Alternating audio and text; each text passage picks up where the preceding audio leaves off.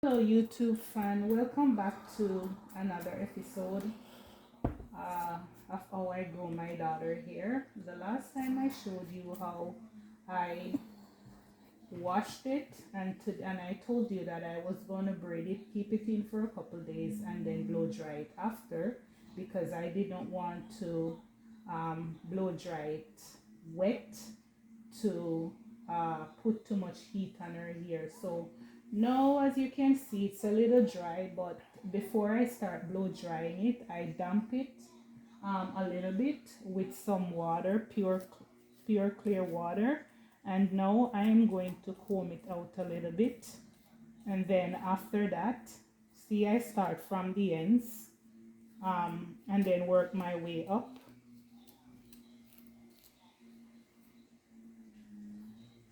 Sometimes when you're clearing it out, it can be a little bit tangled, and I always say separate it into small section and then take your time.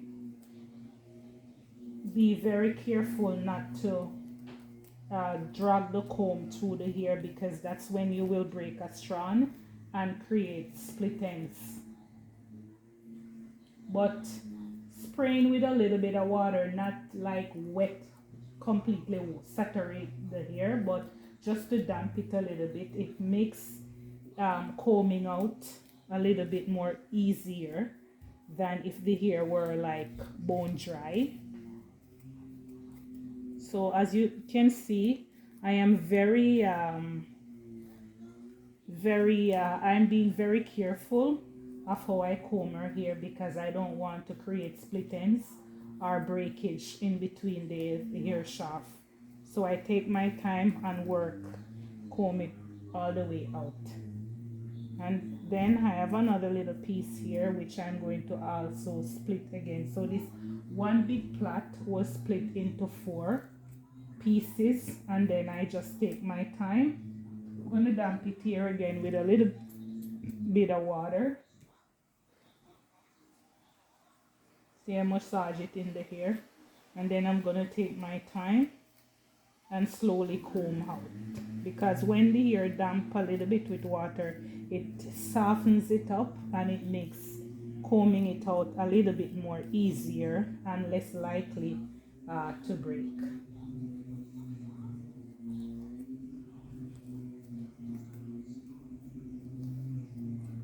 4C here are extra curly hair, need lots of moisturizer. With my daughter natural hair, I tried my best not to put too many product, because her hair is all natural, there's no chemical. So I try not to put all these different chemicals. The only thing I use in her hair is shampoo, conditioner, and sometimes I will put a little cholesterol to, steam it for like 15 minutes or so.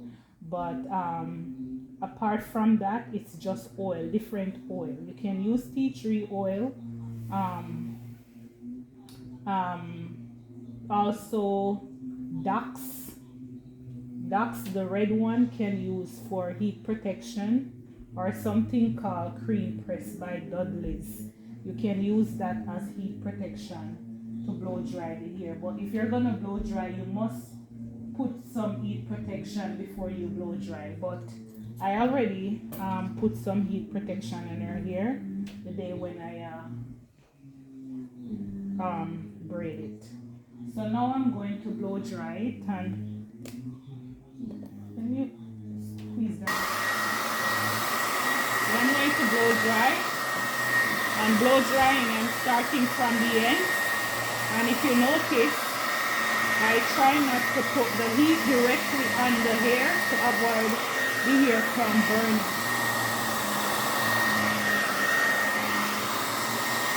See? And I start from the end. So doing so will help to clear out any knots at the end and make the blow drying process easier.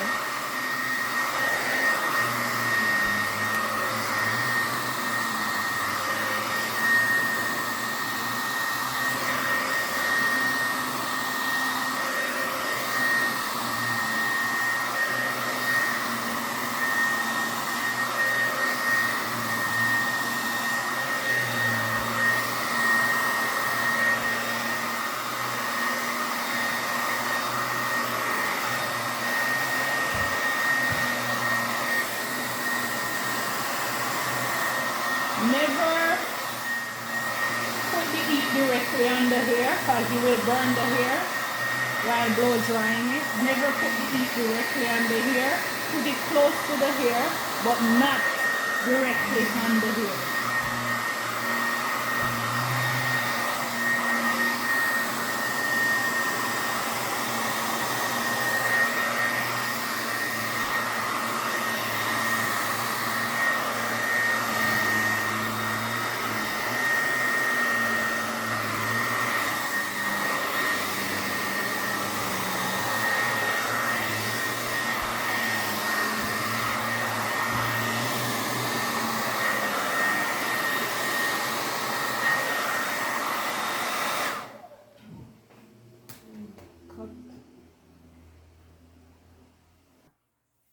Okay, so I'm done. I'm finished blow drying her hair. So now I'm going to start trimming.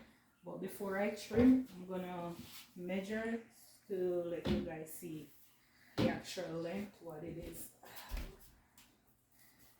So from root to ends.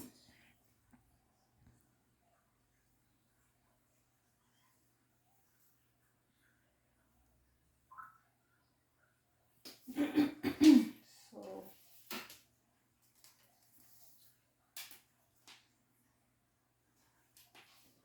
this is from root to ends. Come closer with the camera. Hold this, Justina. Put your hand here, your finger here on the scalp. Okay, so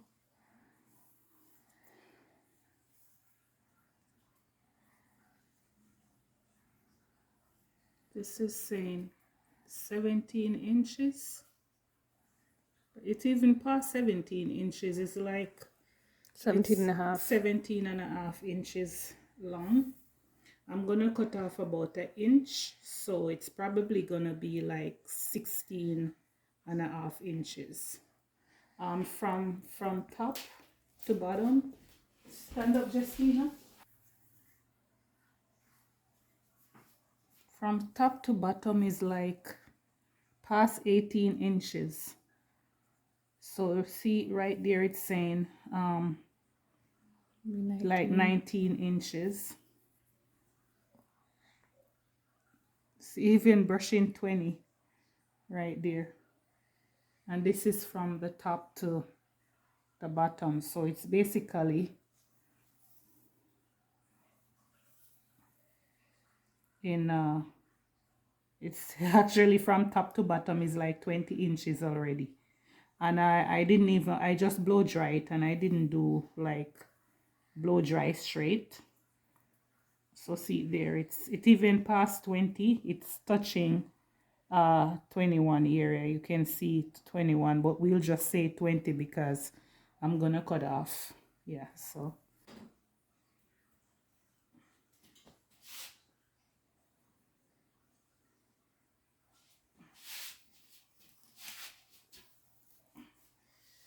let me get the brush so I can, oh, actually get a big. Okay guys, so if I turn the hair like this, as you can see, it's shaped like an arrow. So this ends is a little bit more short than here. So what I'm going to do is turn it this way. So then when I turn it this way, I get all the ends, and I'm gonna trim.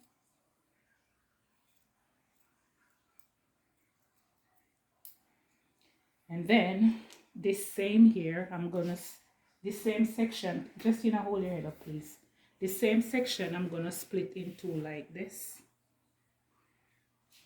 And then I'm gonna part the side.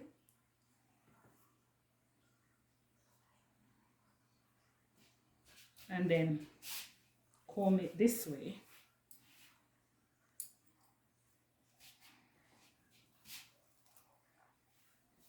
And what I'm going to do is watch for the area that I have already trimmed, because that area will be a little bit more sharper. So sometime with curly hair, it's sort of a little bit more harder to see, but if you look careful, you can see this is where I already trimmed. So on this part I have not trimmed yet, so I'm just gonna go like this and that. So instead of just cut across like that, I sort of set the scissors on an angle and then go like a curve direction, like to get the part that wasn't cut before. And then I'm gonna go even more wider by, Justina, can you hold your head up please? Here I can't see the hair that I already trimmed, so what I'm going to do is to section a little bit more of the previously cut hair, because I'm using that previously cut hair as a guideline, not to cut more than I should.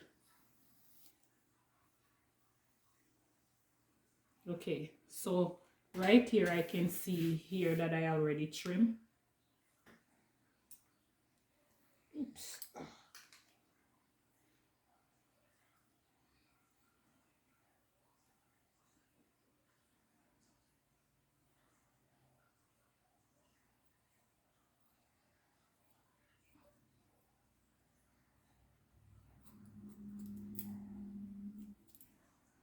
Okay, and I'm gonna split this again.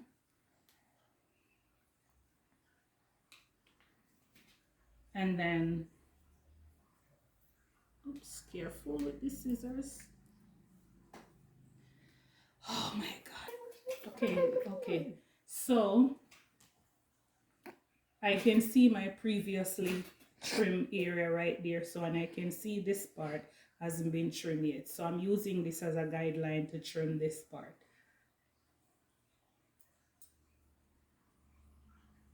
And one thing I need to tell you, when you're trimming, you have to add tension to make sure you get all the strands. You have to add tension by slightly pulling the hair and holding firm to trim. Otherwise, you're gonna have an even section that has not been trimmed or even. So now I'm done with this section, and I'm gonna continue by sectioning different areas and using that again as a guideline.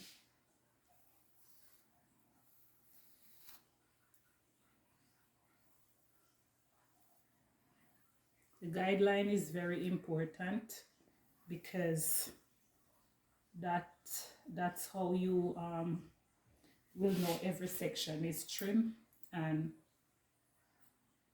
trim properly. Okay, so now I reach to the back area. What I'm going to do is to go up more to the top.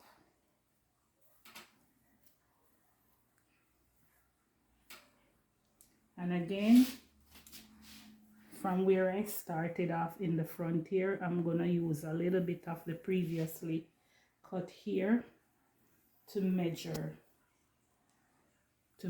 and I'm gonna go horizontally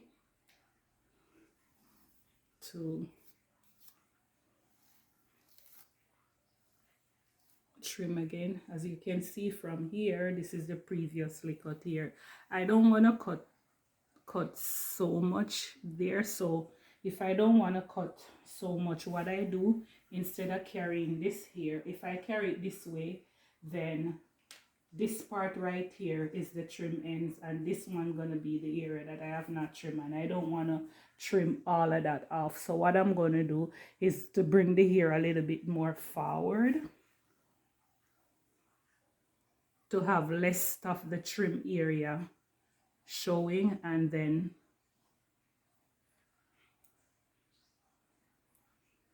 yeah, then I can trim without cutting off too many. You can see that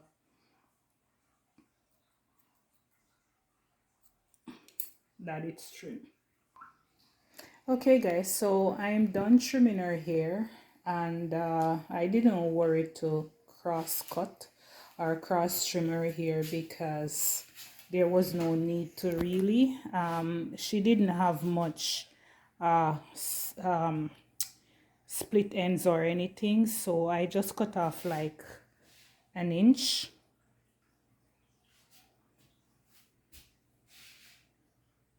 Yeah, so this is it.